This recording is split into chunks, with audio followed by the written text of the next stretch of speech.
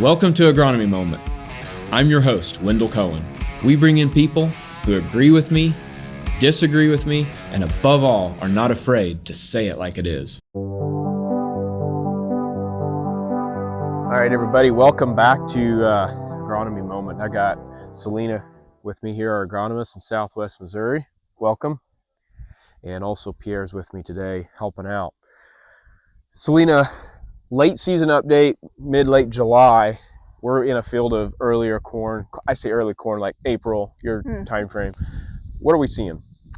Yep, so just took out in the field and seeing, by and large, across the area, setting up for some very good, what looks like a corn crop here, as well as soybeans too, but focusing right here on the corn. And with this earlier planted corn in April, it looks to be pretty well made at this point, kind of in that transition between R4 and R5, that dough phase.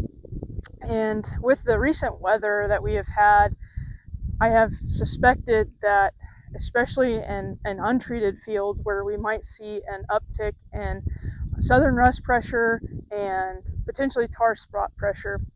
So out here today, we walked in there a ways, and we actually did find some southern rust that Pierre is holding on this leaf, and very, very trace amounts. This is the extreme. Yep. This is not very common in the field that we were just in. Like I said, very trace amounts, and this leaf was one that had it pretty bad, considering what the other leaves looked like. A couple pustules here or there throughout the field. And of course, we're on southern rust. One differentiating factor, or a couple differentiating factors between that and common rust, is southern rust is going to be more of a circular shaped lesion or pustule, and it's going to be more of an orangish color. If you rubbed your thumb over it, it's going to look orange. In very high severities, you could walk into a field and walk out and be orange, but not dealing with that here yet, or hopefully not this year.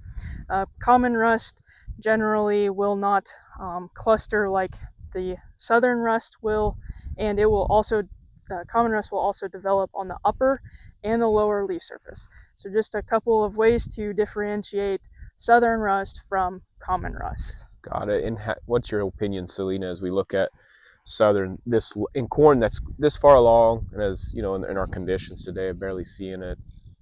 Are we too concerned about it?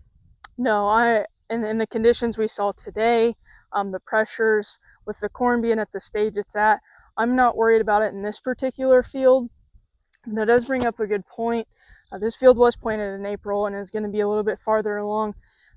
Maybe some guys with that wet period that we had this spring might have got pushed back a little bit.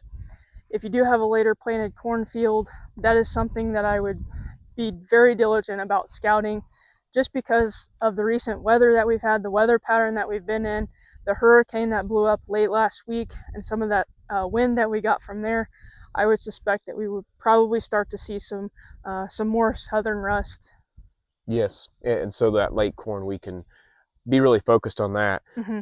Far as if you were going to do something late season and was concerned about it, some options we could consider would be like a generic or an economical fungicide product. Yep. Quilt. Yeah. Headline amp or something like that. High curative, high strobe. Yeah, strobe to help from the plant health perspective too, to just kind of help that corn finish out its very last bit. Yep. Sounds good. Here's a little quick update on our corn, what we're seeing in the field, and hang in there, guys. We're looking at a good crop this year of corn overall. So take care. See ya. See ya.